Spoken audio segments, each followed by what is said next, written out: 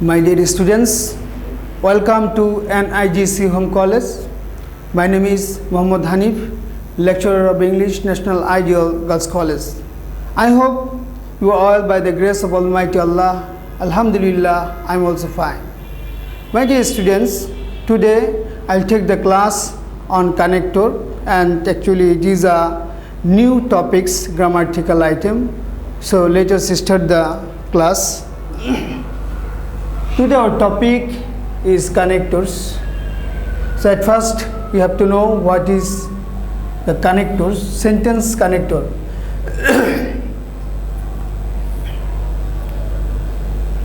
কথা বলার সময় বা কোনো কিছু লেখার সময় বাক্যগুলোর ভেতর সঙ্গতি বা যৌক্তিক চলমানতা বজায় রাখার জন্য মাঝে মধ্যে বিভিন্ন ধরনের ওয়ার্ড বা ফ্রেজ ব্যবহৃত হয়।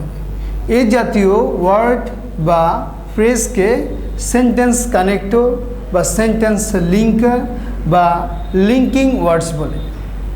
যদি আমরা এখানে খেয়াল করি যে কানেক্টরসগুলো হলো therefore, but, next, in fact, of course, in brief, on the other hand, এগুলোকে আমরা বলি কানেক্টরস।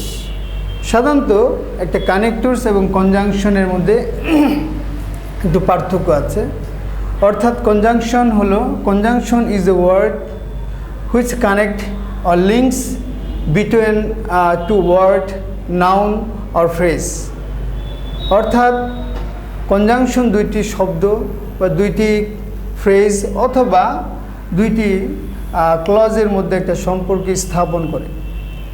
আর এখানে আমরা দেখতে পাচ্ছি যে যদি সেন্টেন্সের কোনো কিছু লেখার সময় বা কথা বলার সময় এর সঙ্গতিকে বজায় রাখার জন্য আমরা যে শব্দ বা ফ্রেজ ব্যবহার করে থাকি সেগুলোকে আমরা বলি কানেক্টরস। তবে কানেক্টরগুলো অ্যাডভার্বও হতে পারে, কিন্তু কনজাংশন শুধুমাত্র কনজাংশনই ব্যবহার হয়। তো এখানে খেয়াল করছি আমরা list of linkers and linking words. এক নম্বরে যদি আমরা খেয়াল করি, ঘটনার ক্রম ও ধারাবাহিকতা বোঝাতে ব্যবহৃত কিছু লিঙ্কিং ওয়ার্ড। অর্থাৎ যদি আমরা কোনো ঘটনাকে ধারাবাহিকভাবে বোঝাতে চাই তাহলে আমাকে অবশ্যই এই শব্দগুলোকে ব্যবহার করতে হবে। Firstly, at first, in the first place, at the beginning, in the beginning. আবার secondly, thirdly, fourthly, fifthly, in between, in the middle of, in the end, at the end, lastly, at last, finally, to sum up, in conclusion, to conclude, next, afterwards, after that, দেন। অর্থাৎ এগুলো আমরা ধারাবাহিকতা বা সেন্টেন্সের মধ্যে ক্রম বোঝাতে এই লিঙ্কারগুলো আমরা ব্যবহার করে থাকি। এখানে একটা সেন্টেন্স দেওয়া আছে, I will be very busy today. At first I have to go to the bank to draw some money. Then I will pay the school fees. After that I need to go to the market to buy some apples. That means এখানে এই সেন্টেন্সগুলোতে ক্রম বোঝানোর জন্য প্রথমে আমি at first, তারপরে দেন, তারপর afterward এই শব্দগুলো যে ব্যবহার করেছি এগুলোকে বলা হয় কানেক্টরস। 2 নম্বর রুলস হলো অতিরিক্ত তথ্য প্রদান করতে ব্যবহৃত লিঙ্কিং ওয়ার্ড সমূহ। অর্থাৎ আমি যদি ফার্দার কোনো তথ্য প্রদান করতে চাই সেই ক্ষেত্রে এই লিঙ্কিং ওয়ার্ডগুলো আমরা ব্যবহার করে থাকি।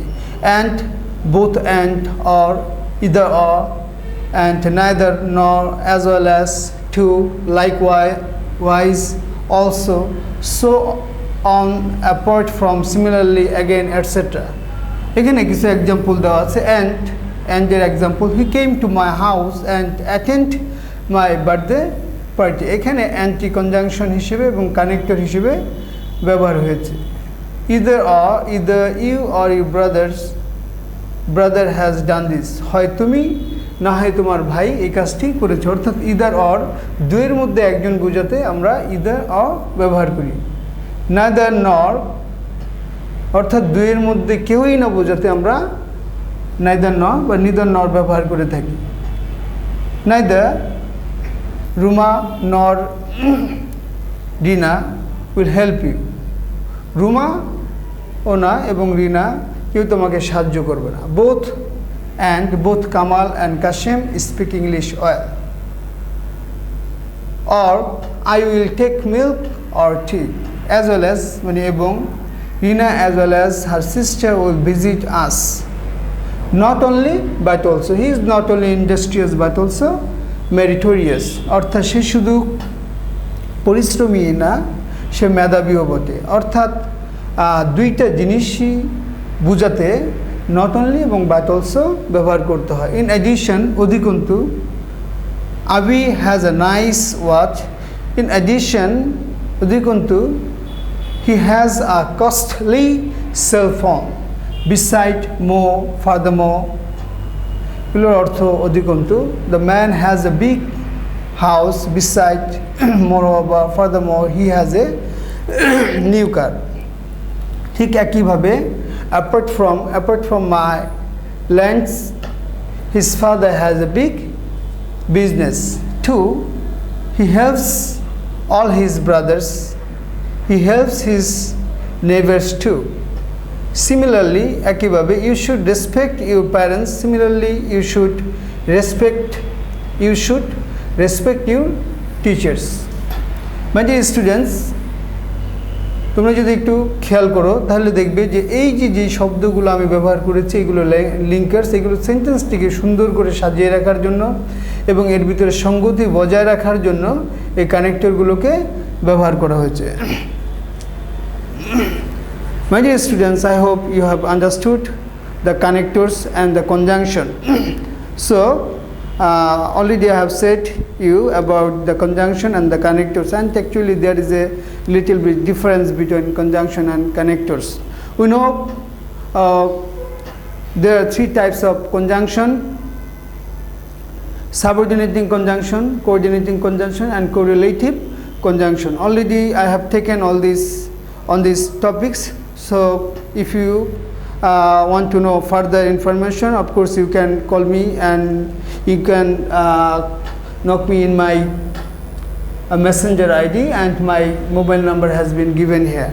So today I will finish here. I will see you with another topics another day. Till then, Allah Hafiz.